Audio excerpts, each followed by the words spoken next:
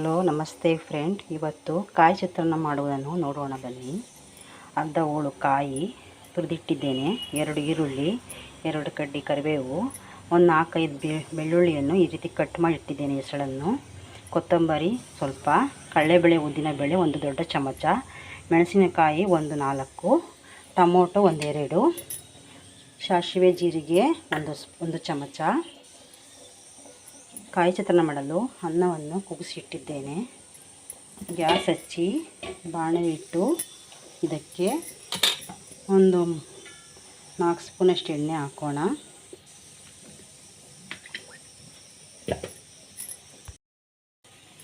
ಎಣ್ಣೆ ಕಾದಿದೆ, ಇದಕ್ಕೆ ಸಾಸಿವೆ ಜೀರಿಗೆ ಹಾಕೋಣ, ಕಡಲೆಬೇಳೆ ಉದ್ದಿನಬೇಳೆ, ಕರಿಬೇವು, ಬೆಳ್ಳುಳ್ಳಿ. ಒಗ್ಗರಣೆ ಹಾಕುವಾಗ ಗ್ಯಾಸನ್ನು ಸಿಮ್ಮಲ್ಲಿ ಇಡಿ. ಈಗ ಇದಕ್ಕೆ ಈರುಳ್ಳಿ ಹಾಕೋಣ,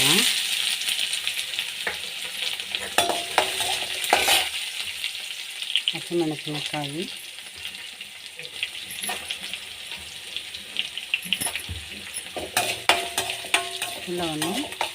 ಎಲ್ಲವನ್ನು ಸ್ವಲ್ಪ ಫ್ರೈ ಮಾಡಿಕೊಳ್ಳೋಣ.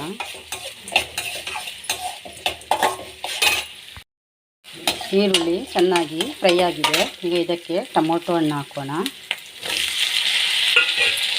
ಟೊಮೊಟೊ ಚೆನ್ನಾಗಿ ಫ್ರೈ ಆಗಲಿ. ನೋಡಿ, ಟೊಮೊಟೊ ಚೆನ್ನಾಗಿ ಫ್ರೈ ಆಗಿದೆ. ಈಗ ಇದಕ್ಕೆ ತುರಿದಿಟ್ಟುಕೊಂಡಿರುವ ಕಾಯನ್ನು ಹಾಕೋಣ. ಇದನ್ನು 1 ನಿಮಿಷಗಳ ಕಾಲ ಎಲ್ಲವನ್ನು ಮಿಕ್ಸ್ ಮಾಡಿ ಫ್ರೈ ಮಾಡೋಣ. ಕೊತ್ತಂಬರಿ, 1 ಸ್ಪೂನಷ್ಟು ಉಪ್ಪು ಹಾಕಿ 1 ನಿಮಿಷ ಫ್ರೈ ಮಾಡಿದರೆ ಕಾಯಿ ಚಿತ್ರಾನ್ನಕ್ಕೆ ಗೊಜ್ಜು ರೆಡಿಯಾಗುತ್ತದೆ. ನೋಡಿ, ಅನ್ನವನ್ನು ಆರಲು ಇಟ್ಟಿದ್ದೆ, ಅನ್ನ ಆರಿದೆ. ಇದಕ್ಕೆ ಗೊಜ್ಜನ್ನು ಹಾಕೋಣ. ನಮಗೆ ಎಷ್ಟು ಬೇಕು ಅಷ್ಟು ಗೊಜ್ಜನ್ನು ಹಾಕಿ, ಸ್ವಲ್ಪ ಉಪ್ಪನ್ನು ಹಾಕಿ 1 ಸ್ಪೂನಷ್ಟು ಕಲಸಿದರೆ ಕಾಯಿ ಚಿತ್ರಾನ್ನ ರೆಡಿಯಾಗುತ್ತದೆ. ನೋಡಿ, ಈ ರೀತಿ ಚೆನ್ನಾಗಿ ಕಲಸಿಕೊಂಡರೆ ಕಾಯಿ ಚಿತ್ರಾನ್ನ ರೆಡಿಯಾಗಿದೆ. ಒಮ್ಮೆ ಮಾಡಿ, ತುಂಬ ರುಚಿಕರವಾಗಿದೆ.